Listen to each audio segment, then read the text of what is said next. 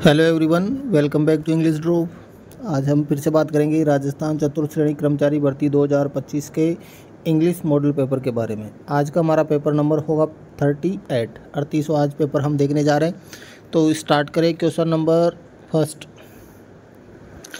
लिखा विच tense fits best. Blank दिया हुआ, इस ब्लैंक में कौन सा टेंस है जो फिट बैठेगा इसके अंदर। I blank for 2 hours when she called. When दिया हुआ है, वैन के बाद लिखा शी कॉल्ड। अब ब्लैंक में क्या आएगा, am waiting, was waiting, have waited या had been waiting.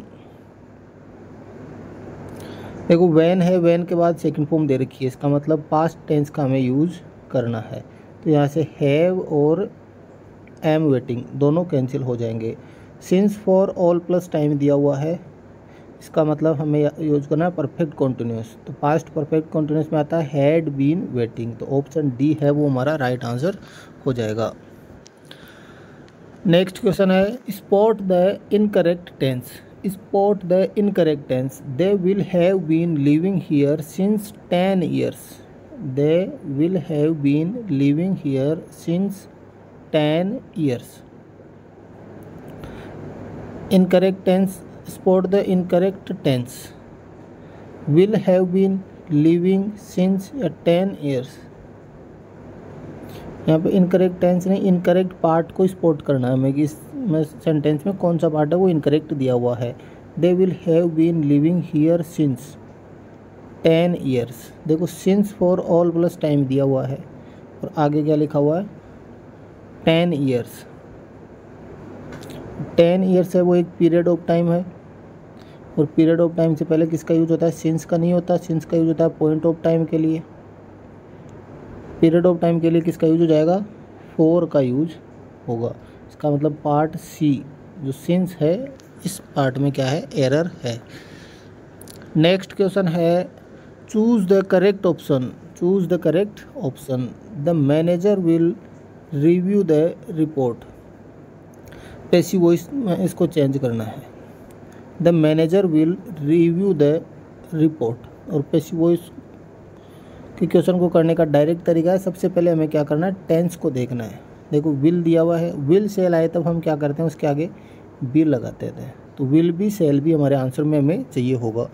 First option में दिया विल बी, इज, वॉज और हैज बीन, तीनों इनकरेक्ट है, बचेगा ऑप्शन 1।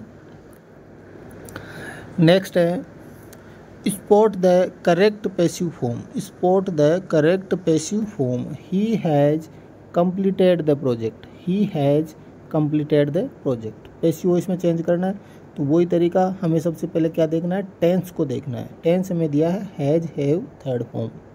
हैज़ हैव दिया हुआ है, हैज़ हैव आता है तो पैसिव वॉइस में हम क्या ऐड करते हैं, बीन ऐड कर देते हैं। अब बीन ऐड करेंगे तो अब हमें क्या चाहिए, हैज़ बीन, हैव बीन। देखो यहाँ पे हैज़ बीन दिया हुआ है, इज दिया हुआ है, वॉज दिया हुआ है और इज बीइंग दिया हुआ है, तीनों का क्या हो जाएंगे, इनकरेक्ट। बचा क्या, ऑप्शन 1। नेक्स्ट क्वेश्चन है choose the correct option. Choose the correct option. She said what A beautiful day. Indirect में हमें इसको चेंज करना है। एक्सक्लेमेटरी सेंटेंस दिया हुआ है तो सेड किस में चेंज हो जाएगा, एक्सक्लेम्ड में। एक्सक्लेम्ड में और इसमें भी एक्सक्लेम्ड। यहाँ पे सेड का सेड दे दिया गया, इसका मतलब बी और ऑप्शन डी ये कैंसिल हो जाएंगे, बचा ऑप्शन ए और ऑप्शन सी। आगे देखो she exclaimed that, she exclaimed that, यहाँ तक ठीक है। It was a beautiful day, it is a beautiful day.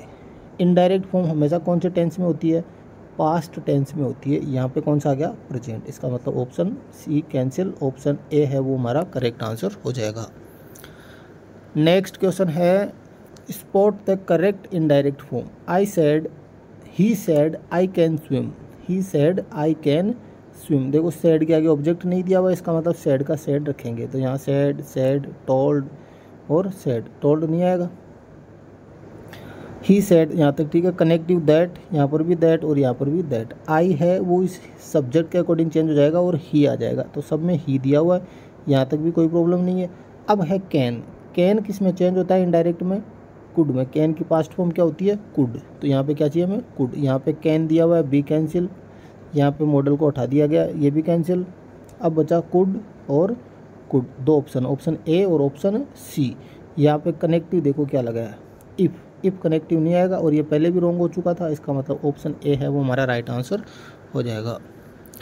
Next है 27, change the interrogative, change to interrogative. Sentence दिया है हमें, सिंपल सेंटेंस है, she has finished her homework. इसको किस में चेंज करना है, इंट्रोगेटिव के अंदर चेंज करना है। अब इंट्रोगेटिव में चेंज करने का मतलब हेल्पिंग वर्ब पहले आ जाएगी और सब्जेक्ट है वो बाद में चला जाएगा, लास्ट में क्या आ जाएगा, क्वेश्चन मार्क। हैज़ पहले रखना है हमें, हैज़ शी, डज, इज और हैड, ये तीनों कैंसिल हो जाएंगे, बचा क्या, has she finished her homework और लास्ट में क्वेश्चन मार्क। ऑप्शन ए है वो करेक्ट आंसर हो जाएगा। नेक्स्ट है 28, choose the correct exclamatory form. The movie was thrilling, इसको किस में चेंज करना है, एक्सक्लेमेटरी के अंदर चेंज करना है। What a thrilling movie it was, how thrilling movie it was, what thrilling, what के बाद आर्टिकल का यूज होता है, how a thrilling movie it was, ये भी कैंसिल हो जाएगा, बचा क्या, what a thrilling movie it was, यहाँ से क्या आ जाएगा, what a thrilling movie it was, option A. Next है identify the incorrect part. I have saw a movie last night, इस सेंटेंस में इनकरेक्ट पार्ट कौन सा है, have saw a movie last night.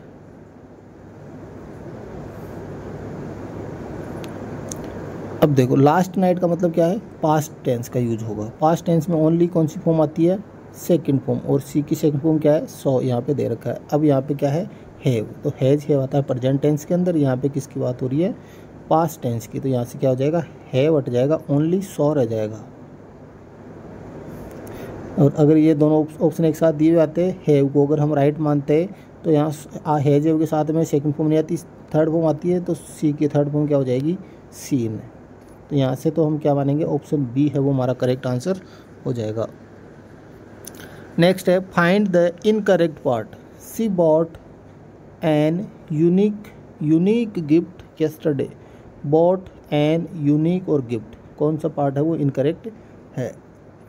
देखो सी बॉट एन यूनिक, देखो unique से पहले क्या आया, एन, यूनिक में किसका साउंड आ रहा है, ये का साउंड आ रहा है, कॉन्सोनेंट साउंड है, कॉन्सोनेंट साउंड से पहले कौन सा आर्टिकल आता है, ए, और हमें कौन सा दिया, एन, इसका मतलब पार्ट बी है वो इनकरेक्ट हो जाएगा। नेक्स्ट है choose the correct article. Article का यूज करना है, he is blank European citizen, European citizen, you कैसा साउंड आ रहा है, कॉन्सोनेंट, और कॉन्सोनेंट साउंड से पहले कौन सा आर्टिकल आता है, ए, तो यहाँ से भी क्या आ जाएगा, ए, ऑप्शन ए। नेक्स्ट है विच sentence has proper use of semi colon, जो सेमी कोलन होता है, ये फुल स्टॉप और कोमा, ये क्या होता है, सेमी कोलन, इसका परफेक्ट यूज हमें बताना है। I love T, coffee is not my preference, I love T, semi colon and, देखो सेमी कोलन आ गया तो फिर एंड की ज़रूरत नहीं पड़ती, आई लव टी कोमा आ गया, टी कॉफ़ी, दो ऑब्जेक्ट के बीच में कोमा नहीं आएगा, एंड आ जाएगा।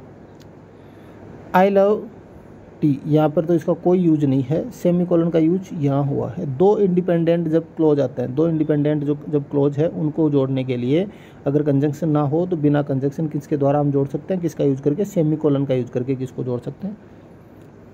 अब इंडिपेंडेंट क्लोज क्या हो जाएगा कि दो सेंटेंस है, दोनों अपना डिफरेंट अलग अर्थ दे रहे हैं, मतलब ना तो ये इस पर डिपेंड कर रहा है ना ये इस पर डिपेंड कर रहा है, मतलब ये दूसरे पर डिपेंड नहीं करे, दोनों स्वतंत्र सेंटेंस है, अपना अर्थ पूर्ण कर सकते हैं अपने आप में ही, तो यहाँ से हो जाएगा ऑप्शन ए।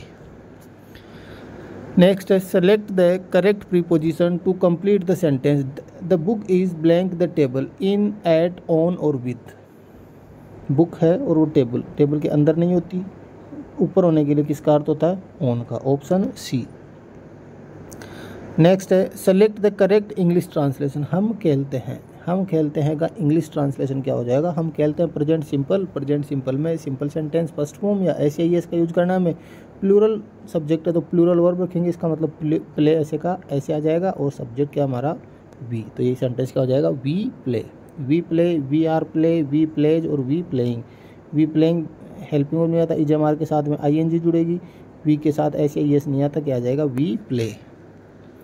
नेक्स्ट है select the correct English term for निविदा।